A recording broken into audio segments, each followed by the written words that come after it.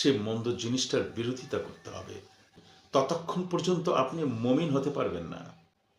ওহে, তোমরা যারা ঈমান এনেছ, তোমরা সকলেই তোমরা সবর এবং সালাতের সাথে মহান আল্লাহর দরবারে প্রার্থনা করো, মহান আল্লাহর দরবারে সাহায্য চাও।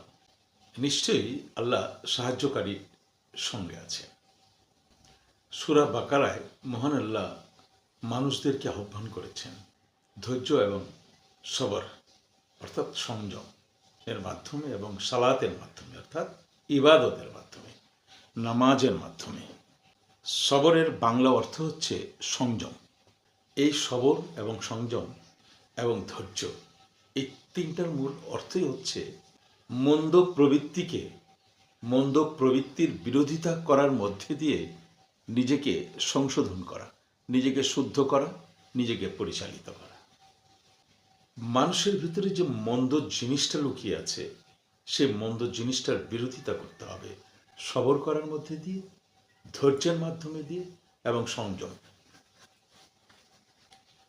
মহান আল্লাহ খুবই পছন্দের বিষয় হচ্ছে ধৈর্য ধারণ, সবর করা, মানে ধৈর্য ধরা, সংযম।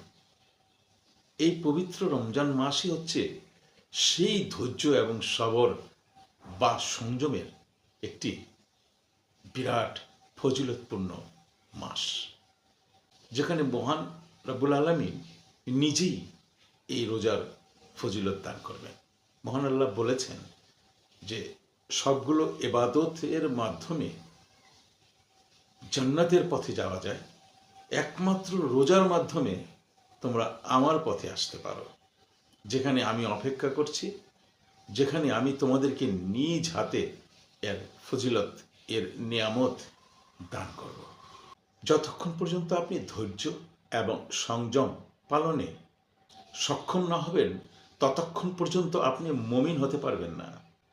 মুমিন তো সেই যে মহান রব্বুল আলামিন মানুষকে মুমিন বলে ডাক, মুমিন উপাধি দিয়েছেন।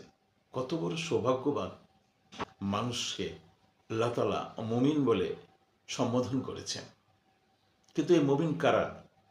এই মুমিন তারা যারা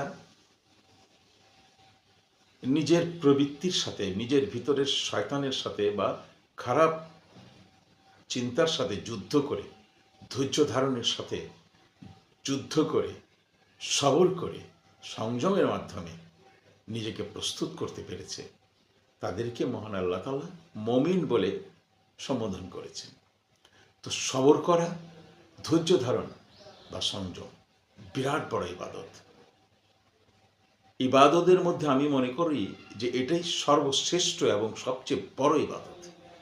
আপনি যদি ধৈর্য ধারণ করতে না পারেন, সবর করতে না পারেন, আপনি যদি সংযমে পালন করতে না পারেন, তাহলে আপনি কিন্তু মুমিন হতে পারবেন না, আপনার ঈমান মজবুত হবে না। কারণ আপনি বারবার হেরে যাচ্ছেন আপনার প্রতিপক্ষের কাছে। আপনি যদি ধৈর্য ধারণে ব্যর্থ হন, সংযমে যদি ব্যর্থ হন, আপনি যদি সবর করতে না পারেন, আপনি কিন্তু আপনার প্রতিপক্ষের কাছে বারবার হেরে যাচ্ছেন। তো প্রতিপক্ষটা কে? প্রতিপক্ষটা হচ্ছে শয়তান, যে আপনার শিরা উপশিরায় বসে আছে, আল্লাহর সাথে চ্যালেঞ্জ করে বসে আছে। আপনাকে বিভ্রান্ত করবেই সে, আপনাকে পথভ্রষ্ট করবেই সে। আপনি সেই শয়তানের কাছে বারবার হেরে যাচ্ছেন আর মহান আল্লাহকে লজ্জিত করছেন। কাজেই সাবধান, এই শয়তান আপনাকে খুঁজে বেড়াচ্ছে।